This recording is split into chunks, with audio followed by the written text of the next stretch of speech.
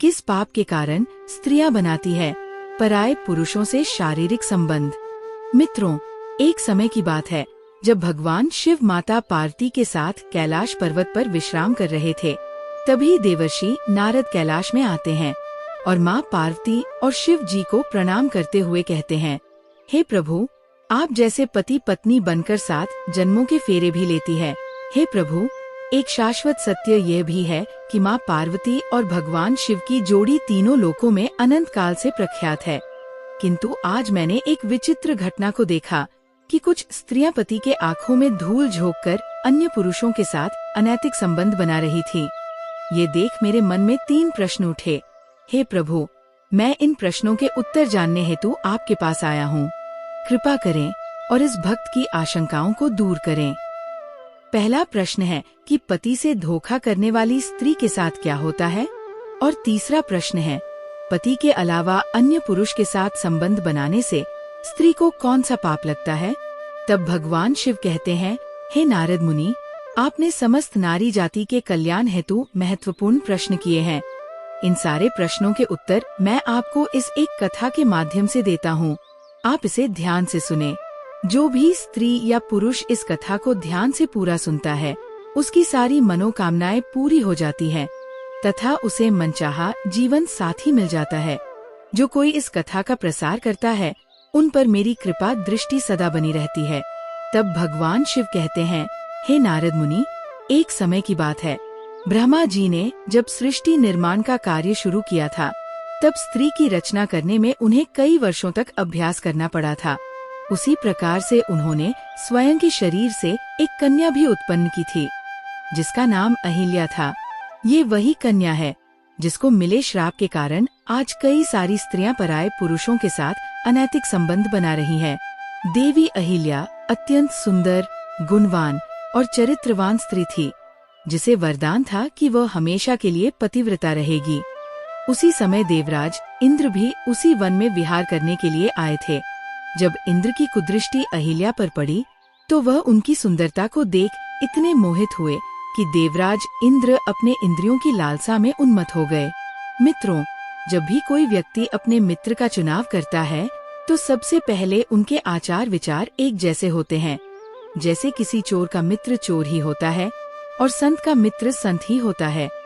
फिर एक दिन इंद्र और चंद्र ने मिलकर एक योजना बनाई, जिसके अनुसार एक रात को इंद्रदेव मुनि गौतम के भेष में अहिल्या के पास जाएंगे और चंद्रमा इस जोखिम भरे कार्य में उनकी सहायता करेंगे। हे नारद, चंद्रमा ने भी अपनी गुरु से धोखा किया था, जिसका कारण ये था कि चंद्रमा के गुरुदेव गुरु बृहस्पति थे। एक बार चंद्रमा शिक्षा हासिल करने के लिए बृहस्पति के पास गए थे। वहाँ चंद्रमा बृहस्पति की पत्नी तारा की सुंदरता पर मोहित हो गए और उनसे प्रेम करने लगे। इसके बाद तारा चंद्रमा के साथ चली गई और बृहस्पति को छोड़ दिया। चंद्रमा को भी इसके फलस्वरूप श्राप मिल चुका था। मित्रों, भगवान शिव कहते हैं, हे नारद मुनि, फिर एक दिन की बात है, देवराज इंद्र और चंद्रमा की योजना थी कि तभी मुर्गा बने चंद्रमा ने बांग लगा दिया, जिस कारण से मुनि गौतम की आँख खुल गई और वे उठकर गंगा में स्नान करने हेतु घर से बाहर निकल गए। वहीं दूसरी तरफ महर्षि गौतम बने देवराज इंद्र ने अहिल्या की कुटी में प्रवेश किया। तभी देवी अहिल्या को संदेह हुआ और वे कहने लगी, हे स्वामी, आप तो अभी अभी स्नान करने हेतु गए थे, फिर इतनी शीघ्रता से वापस लौटकर क्यों आए हैं? कोई समस्या है तो आप मुझसे कहिए। तभी मुनि रूप धारण करने वाले इंद्र बोले, हे देवी, मेरे मन में काम वासना जाग उठी है, आप इसे शांत कीजिए। फिर मैं स्नान, पूजा आदि कार्य करने हेतु चला जाऊंगा। अपने पति को ऐसे व्याकुल देख देवी अहिल्या शर्माते हुए बोली, हे स्वामी, अभी तो प्रात काल है, इस समय मुझे काम क्रिया करना ठीक नहीं लगता। किंतु इंद्र ने अहिल्या को अपने पतिव्रता धर्म की कसम दिलाते हुए उन्हें शारीरिक संबंध बनाने पर मजबूर किया। भगवान शिव कहते हैं, हे नारद मुनि, दूसरी तरफ जब ऋषि गौतम स्नान करने हेतु गंगा तट पर गए, तो उन्होंने देखा कि कोई अन्य व्यक्ति वहाँ पर नहीं था और काफी समय बीत जाने के बाद भी वहाँ गहरा अंधेरा छाया हुआ था। उन्हें जब किसी अनहोनी का आभास हुआ, तब वे शीघ्रता से अपने घर वापस आए और उन्होंने देखा कि कोई अन्य व्यक्ति उनके जैसा भेष बनाकर उनकी पत्नी के साथ भोग विलास कर रहा है।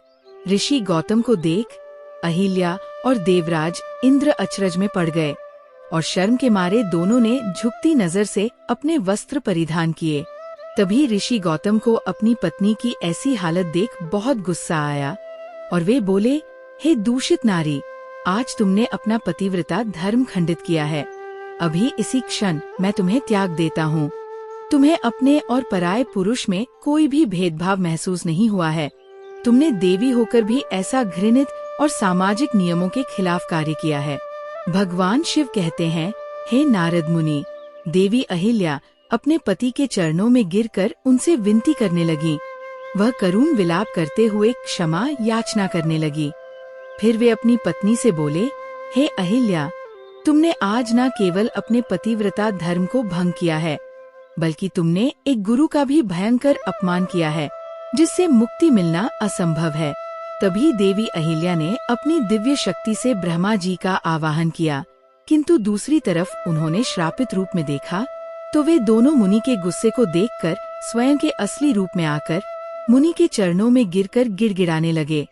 लेकिन गौतम ऋषि ने अपने कमंडल में जल उठाते हुए देवराज इंद्र को श्राप दिया कि जिस स्त्री की योनि की छाया वे सभी होनी को तो टाल नहीं सकेंगे, क्योंकि मुनि ने श्राप दे दिया है।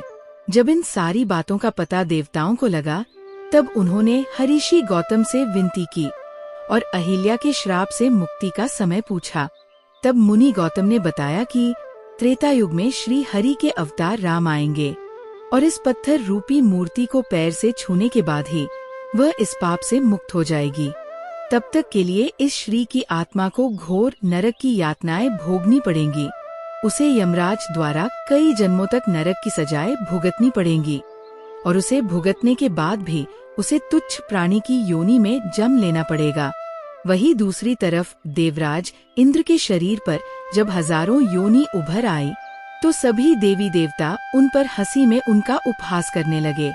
तब इंद्र सहित सभी देवता ऋषि गौतम से इस श्राप का उपाय मांगने लगे, तो उन्होंने सभी का उपहास करते हुए उन सारी योनियों को आँखों में बदल दिया। भगवान शिव कहते हैं, हे देवर्षि नारद, अब आपको समझ आ गया होगा कि आखिर किस श्राप के कारण स्त्रियां पराये पुरुषों के साथ संबंध बनाती हैं, और जो भी स्त्री दूसरे पुरुषों के साथ भोग विलास करती है उसे कई वर्षों तक नरक की सजाएं भुगतनी पड़ती है। जो भी स्त्री अपने पतिव्रता धर्म का पालन करती है उस पर मेरा आशीर्वाद बना रहता है। अगर कोई स्त्री जाने अनजाने में ये पाप करती है तो पति को धोखा देकर पराये पुरुष के साथ संबंध बनाने वाली स्त्रियों के सारे पुण्य समाप्त हो जाते हैं। और जो भी पुरुष दूसरों की पत्नी के साथ जबरदस्ती या मजबूरी में गलत कर्म करता है उसे भी मृत्यु के बाद नरक में ही जाना पड़ता है। हे नारद, अब मैंने आपके सारे प्रश्नों के उत्तर दिए हैं। तब देवर्षि नारद कहते हैं, हे प्रभु, आज मैं धन्य हो गया हूँ। तो मित्रों, आशा करते हैं आपको ये कथा अवश्य ही पसंद आई होगी। तो कमेंट में सच्ची श्रद्धा से हर हर महादेव अवश्य लिखें। साथ ही चैनल को सब्सक्राइब करना ना भूलिए। आप सभी का धन्यवाद।